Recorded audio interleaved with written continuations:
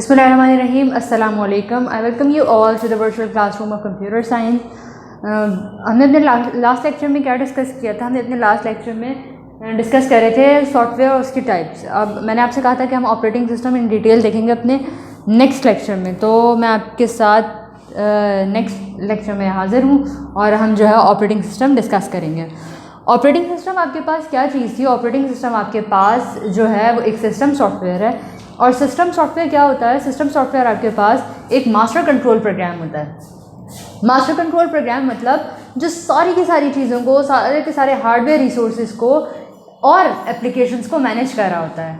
Hardware resources में क्या क्या चीज़ें आएंगी आपकी? सारा का सारा हार्डवेयर, आपका मॉनिटर हो, आपके हार्ड डिस्क हो, आपका कीबोर्ड हो, माउस हो, प्रिंटर हो, व्हाटएवर द हार्डवेयर डिवाइसेस, सबको कौन मैनेज कर रहा होता है? ऑपरेटिंग सिस्टम मैनेज कर रहा होता है। तो इसका मतलब ये एक क्या है? ये एक सिस्टम सॉफ्टवेयर है, ये एक मास्टर कंट्रोल प्रोग्राम है। अगर आपसे पूछें कि भाई ऑपरेटिंग सिस्टम क्या है, तो आप कहेंगे एक मास्टर कंट्रोल प्रोग्राम है जिसका होल्ड सारी की सारी चीज़ों पे होता है, हर चीज़ को क्या कर रहा होता है? कंट्रोल कर रहा होता है। अब इसी तरह की एक चीज़ मैंने सेंट्रल प्रोसेसिंग यूनिट के साथ भी बताई थी कि भाई सारे डिसीजन मेकिंग का काम जो है आपके पास सेंट्रल प्रोसेसिंग यूनिट का जो एक पार्ट है, कंट्रोल यूनिट, वो कर रहा होता है। तो अब ऑपरेटिंग सिस्टम क्या करता है और सेंट्रल प्रोसेसिंग यूनिट क्या करता है? देखें, ऑपरेटिंग सिस्टम के पास ना बड़े मल्टीपल काम होते हैं, बड़े मल्टीटास्किंग। वो आपके पास आपकी प्रोसेसर की मैनेजमेंट जो भी हम पढ़ेंगे, प्रोसेसर मैनेज कर रहा है, मेमोरी मैनेज कर रहा है, स्टोरेज मैनेज कर रहा है, डिवाइस मैनेज कर रहा है, एप्लीकेशंस को मैनेज कर रहा है। कितने सारे मल्टीपल काम हैं जो एक बेचारे किसने करने हैं? ऑपरेटिंग सिस्टम ने करने हैं। इतने मल्टीपल काम एक ऑपरेटिंग सिस्टम ने करने हैं, एक मास्टर कंट्रोल प्रोग्राम ने करने हैं, तो उसको क्या चाहिए होती है? एक सपोर्ट चाहिए होती है। इतने सारे काम आपके पास जब हो रहे होते हैं एक डिवाइस के अंदर, जैसे मैंने आपको बताया था पहले कि आपका जो सेंट्रल प्रोसेसिंग यूनिट है वो बड़े मल्टीपल काम कर रहा होता है। सारा डिसीजन मेकिंग का काम, किसको कहाँ भेजना है, क्या करना है, किस तरह से करना है, ये सारी इंस्ट्रक्शंस जो दे रहा होता है वो कंट्रोल यूनिट दे रहा होता है। और किस तरह से दे रहा होता है? In the form of system software. वो सारे डिवाइसेस को क्या कर रहा होता है? कंट्रोल कर रहा होता है। सेंट्रल प्रोसेसिंग यूनिट जो है वो इतना ओवरबर्डन हो जाता है सारा काम मैनेज करना है कि भाई अब आपने यूएसबी लगा दिया, आपने यूएसबी निकाल लिया, आपने माउस निकाला, आपने माउस लगाया, ये सारे के सारे काम उसको चेक एंड बैलेंस रखने होते हैं कि भाई अगर उसने लगा लिया है तो उसका डिवाइस ड्राइवर इंस्टॉल करके उसको क्या करना है? विजिबल करवाना है उस डिवाइस को, ताकि वो वर्किंग में आ जाए। ये सारी की सारी चीज़ें आपके पास क्या कर रहा होता है? सेंट्रल प्रोसेसिंग यूनिट कर रहा होता है। तो सेंट्रल प्रोसेसिंग यूनिट इतना ओवरबर्डन हो जाता है तो उसको अपने मामला संभालने के लिए जो है वो एक ऑपरेटिंग सिस्टम की ज़रूरत पड़ती है। ऑपरेटिंग सिस्टम उसकी मदद करता है किन चीज़ों में? उसके रिसोर्सेज को मैनेज करने में। रिसोर्सेज क्या हैं आपके पास? हार्डवेयर रिसोर्सेज भी हो सकते हैं और सॉफ्टवेयर रिसोर्सेज भी हो सकते हैं। हार्डवेयर रिसोर्सेज में क्या क्या चीज़ें हैं आपके पास? अभी मैंने आपको बताया वो सारे के सारे हार्डवेयर जो आपके कंप्यूटर सिस्टम के साथ अटैच होते हैं। Either it's a mouse, it's a keyboard, it's a joystick, it's a hard disk, जितने भी फिजिकल कंपोनेंट्स जिसके साथ अटैच हैं उन सब के सबको मैनेज कर रहा होता है आपका ओएस यानी ऑपरेटिंग सिस्टम। अब मैंने यहाँ पे जो सेकंड पॉइंट लिखा है, it's an interface between the programs and the hardware. Application programs और हार्डवेयर के दरमियान जो है ये क्या है? एक लेयर है, एक इंटरफेस है। ये देखिए मैंने यहाँ पर डायग्राम भी बनाई हुई है। ऑपरेटिंग हार्डवेयर, मैंने आपको बताया आपका हार्डवेयर कोई काम नहीं कर सकता अगर उसके ऊपर ऑपरेटिंग सिस्टम इंस्टॉल ना हुआ हुआ हो। तो ऑपरेटिंग सिस्टम कंपलसरी है किस चीज़ के लिए? अगर आपने उसके ऊपर कुछ एप्लीकेशंस इंस्टॉल करनी है। फर्स्ट करें मैंने कोई गेम खेलना है, या मुझे कोई ऑफिस की एप्लीकेशन चाहिए, या फिर मुझे कोई पेंट की एप्लीकेशन चाहिए, कोई फोटोशॉप या कोई भी टूल अगर मुझे चाहिए, कोई एप्लीकेशन मुझे उस पर इंस्टॉल करवानी है, तो इट्स नेसेसरी कि उसके पास क्या हो? ऑपरेटिंग सिस्टम हो। डायरेक्ट हार्डवेयर पे आप एप्लीकेशन इंस्टॉल नहीं कर सकते। होता क्या है? ऑपरेटिंग सिस्टम मैंने कहा इंटरफेस है। और इंटरफेस किस चीज़ को कहते हैं? इंटरफेस बेसिकली एक गेट होता है, कम्युनिकेशन गेट, जो किसके दरमियान जो है किसी भी दो चीज़ों के दरमियान आपका कम्युनिकेशन पॉसिबल करवाता है। जैसे आपके पास यहाँ पे क्या है? हार्डवेयर है और दूसरा है आपके एप्लीकेशन प्रोग्राम्स। इन दोनों के दरमियान कम्युनिकेशन कौन पॉसिबल करवाएगा? Operating system. एप्लीकेशन प्रोग्राम्स जो है जाहिर सी बात है ये डेवलप किए जाते हैं, वो गेम डेवलपमेंट हो या वो कोई भी सॉफ्टवेयर डेवलपमेंट हो।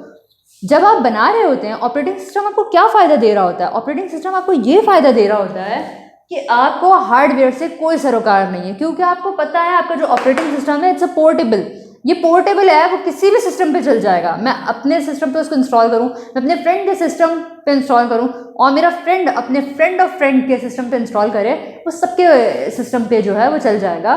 तो एक एप्लीकेशन डेवलपर जो होता है, जो एक प्रोग्रामर होता है, एप्लीकेशन डेवलपर होता है, वो क्या करता है, उसको इससे सरोकार नहीं होता कि कौन से हार्डवेयर पे आप इस प्रोग्राम को चला रहे हैं। उसका सिर्फ जो कंसर्न होता है वो ऑपरेटिंग सिस्टम के साथ होता है।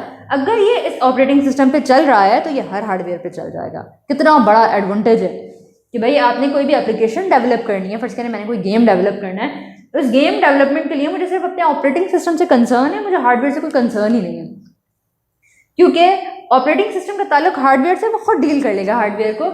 मुझे सिर्फ ऑपरेटिंग सिस्टम देख के अपनी एप्लीकेशन डिज़ाइन करनी है। पहले कुछ जो एप्लीकेशंस आती थी या पहले जो कुछ सिस्टम्स आते थे वो क्या थे आपके पास, वो आपके पास मशीन डिपेंडेंट थे। कुछ ऑपरेटिंग सिस्टम्स भी ऐसे थे जो मशीन डिपेंडेंट थे, जैसे यूनिक्स ऑपरेटिंग सिस्टम आपके पास आया था। यूनिक्स ऑपरेटिंग सिस्टम जब पहले इन्वेंट हुआ था, जब उसको बी लैंग्वेज, जब जैसे हमने हाई लेवल लैंग्वेजेस और लो लेवल लैंग्वेज पढ़ी थी ना, ऐसे ही कंप्यूटर लैंग्वेज थी बी लैंग्वेज। जब यूनिक्स ऑपरेटिंग सिस्टम को बी लैंग्वेज के ऊपर लिखा गया था ना, तो वो पोर्टेबल नहीं था।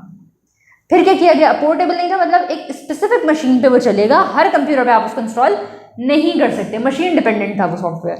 फिर क्या किया गया, उसी यूनिक्स ऑपरेटिंग सिस्टम को लिख दिया गया एक सी लैंग्वेज के ऊपर, जो इंशाल्लाह ताला आपके सेकेंड ईयर के कोर्स में इंक्लूडेड है। आप सी लैंग्वेज सीखेंगे कि किस तरह से इस पर प्रोग्रामिंग की जाती है।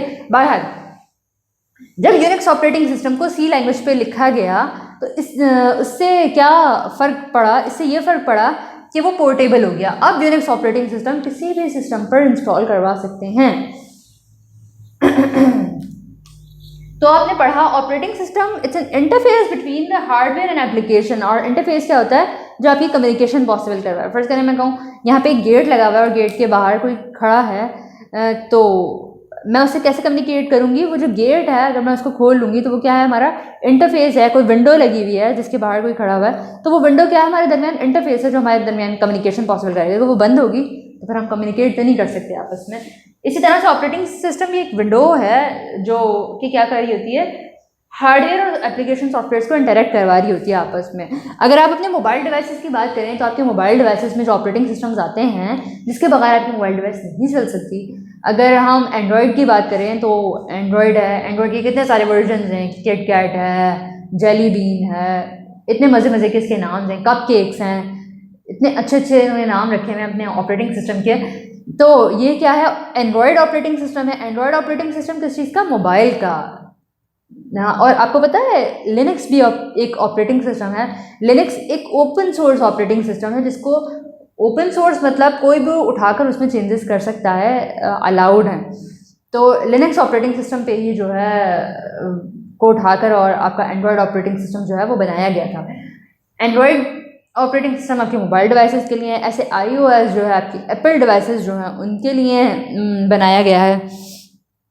तो ये क्या है, ये ऑपरेटिंग सिस्टम्स हैं। और अगर हम अपने कंप्यूटर सिस्टम की बात करें तो आपके पास जो ऑपरेटिंग सिस्टम है जो आप लोग आजकल इस्तेमाल कर रहे होंगे वो है विंडोज़ 10। उससे पहले आपके पास विंडोज़ 7 भी थी, विंडोज़ 8 भी थी, विंडोज़ 7 आई, विंडोज़ 8 आई। बड़ी मॉडिफिकेशन के साथ उन्होंने विंडोज़ 8 लॉन्च की थी। तो बड़े सारे लोगों ने बड़े इश्यूज़ क्रिएट किए थे कि भाई इट्स हार्ड टू यूज़, ये बड़ी अजीब सी विंडो है और इसे ये यूज़र फ्रेंडली नहीं है और हमें इसको यूज़ करने में बड़ी मुश्किल होती है, क्योंकि इसके फ्रंट से स्टार्ट का बटन रिमूव कर दिया गया था। तो लोगों ने इस पर बड़ा क्रिटिसाइज़ किया था कि भाई ये तो बड़ी डिफरेंस ही है।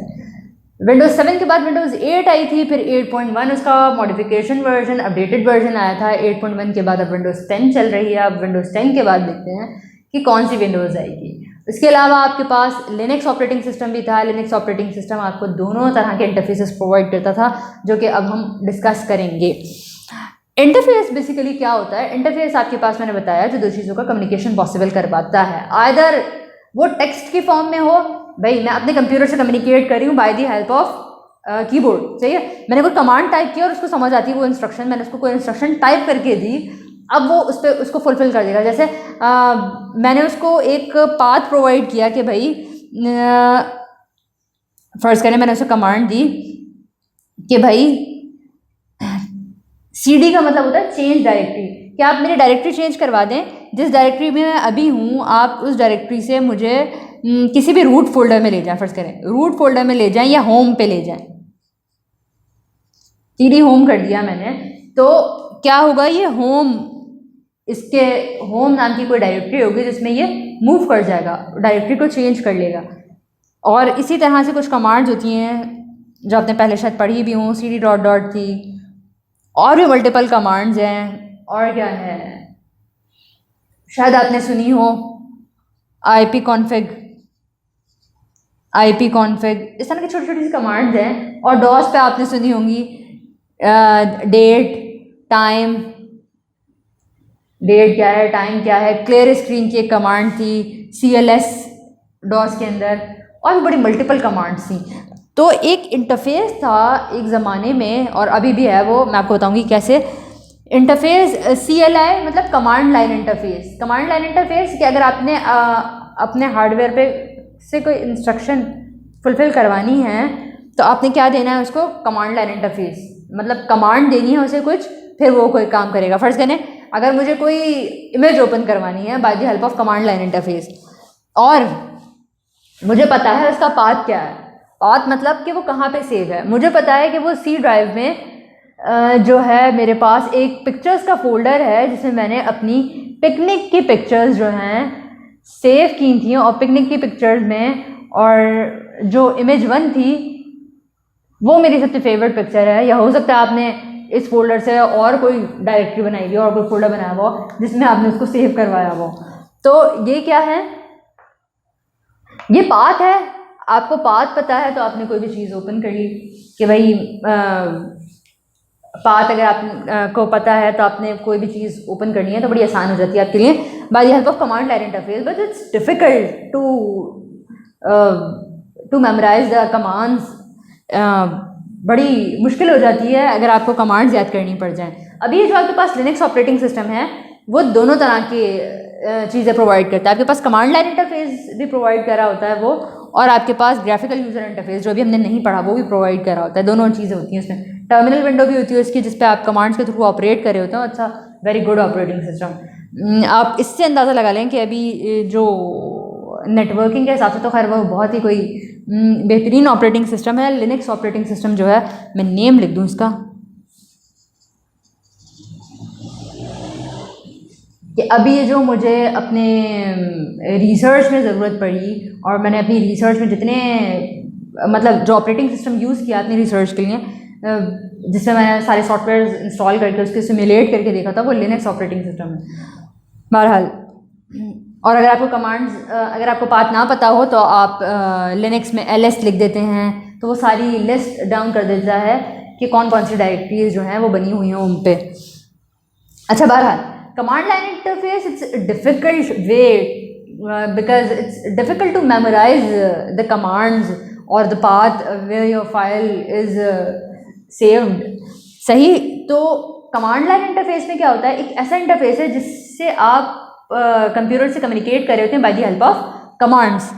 उसके अलावा आपके पास सेकंड है गुई भी प्रोनाउंस करते हैं इसको, और कहा जाता है it's a graphical user interface. Graphical user interface के लिए आपको बस एक माउस की ज़रूरत होती है, आपको कोई चीज़ मेमोराइज करने की ज़रूरत नहीं है। आपके पास जैसे विंडोज़ है, बिल्कुल एक ग्राफिकल व्यू नज़र आ रहा होता है। आपने कोई फोल्डर खोलना है, आपने उस पर सिंगल और डबल क्लिक किया, आपने उसको ओपन कर लिया bye the help of single और द डबल क्लिक, ये आपके पास आपका डेस्कटॉप आया, ये आपके फोल्डर्स आ गए, सब नज़र आ रहा है। ये माई कंप्यूटर आ गया, ये डॉक्यूमेंट्स आ गए आपके, और जितनी भी फाइल्स एंड फोल्डर्स हैं अगर आपने उनको खोलना है तो just with the help of mouse आप उसको सिंगल या डबल क्लिक करते हैं और वो ओपन हो जाती है। इट्स अ ग्राफिकल व्यू, बड़ा आसान है, इट्स यूज़र फ्रेंडली है। सबसे बड़ी चीज़, मतलब कोई भी इस्तेमाल कर सकता है उसे। अगर विंडोज़ पे अगर आप किसी को बिठाएं और आप इसको ऑपरेट करने का कहें तो it takes almost few time कि वो जो है वो उसको लर्न कर ले। अच्छा जी, ग्राफिकल यूज़र इंटरफेस, अब देखिए मोबाइल में भी ग्राफिकल यूज़र इंटरफेस ही आ रहा होता है। बस आपने टच किया और जो है आपके पास वो फाइल या फोल्डर ओपन हो गया, कोई एप्लीकेशन ओपन हो गई, कोई फाइल ओपन हो गई, कुछ भी। तो ग्राफिकल यूज़र इंटरफेस में आपके पास ग्राफिकल पिक्चर्स नज़र आ रही होती हैं, इमेजेस होती हैं किसी भी चीज़ की, जिसको आप क्लिक करके जो है वो क्या कर रहे होते हैं, जिसको आप क्लिक करके उन फाइल्स को ओपन कर रहे होते हैं। तो ये आपके पास आ गया आपका ऑपरेटिंग सिस्टम का इंटरफेस। इंटरफेस के हवाले से मैंने ये भी बताया, it's an interface between application और हार्डवेयर, और इंटरफेस किसी भी किस्म का हो सकता है, इट्स अ कमांड लाइन और it's a graphical user interface, दोनों में से कोई सा भी हो सकता है। अब आपके पास क्या है, अब आपके पास कुछ इंपॉर्टेंट फंक्शंस हैं इसके जो आपको डिस्कस करने लाजमी हैं कि भाई आपका ऑपरेटिंग सिस्टम और क्या क्या कर रहा होता है। देखिए, मैंने अपने कंप्यूटर पे एक फोटोशॉप खोली, सही है, फोटोशॉप को एक सॉफ्टवेयर मैंने ओपन किया, एक इलस्ट्रेटर का ओपन कर लिया, एक मैंने पेंट ओपन कर लिया, फिर मैंने क्रोम ओपन कर लिया। क्रोम बड़ी तेज़ी से रैम जो है वो कंज्यूम कर रहा होता है, बड़ा पार्ट ऑफ रैम जो है वो आपका क्रोम ही जो है वो ले लेता है।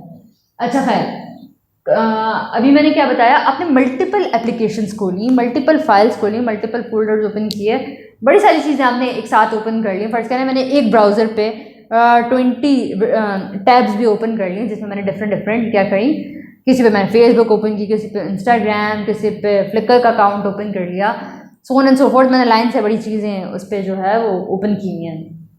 इसके अलावा मैंने फोटोशॉप भी खोला हुआ है, उसके अलावा मैंने कोई गेम भी खोला हुआ है, उसके अलावा मैंने कोई म्यूज़िक भी लगाया हुआ है जैसे मैं सुन रही हूँ।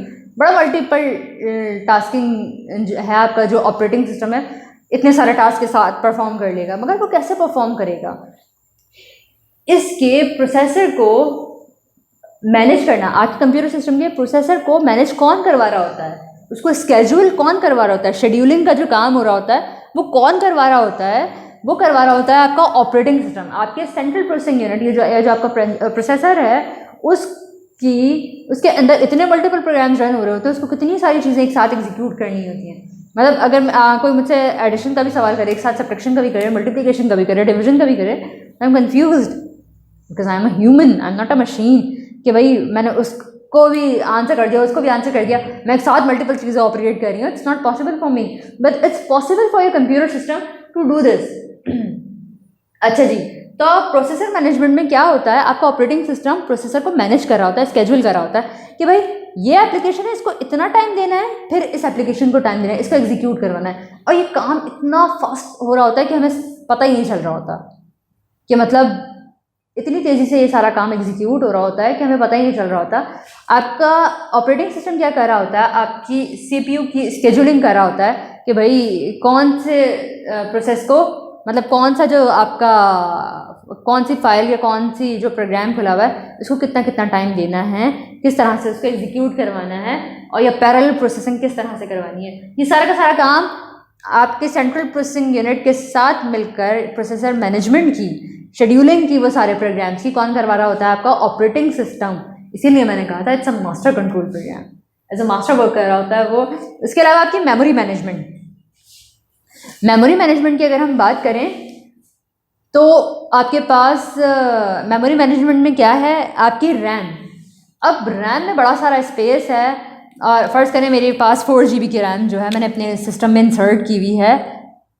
अब मेरे ख्याल से बोर्ड फिल हो गया। हम इस वाले लेक्चर को नेक्स्ट वीडियो में या नेक्स्ट लेक्चर में जो है वो कवर करेंगे। हम फंक्शंस ऑफ ऑपरेटिंग सिस्टम जो है उसमें डिस्कस करेंगे।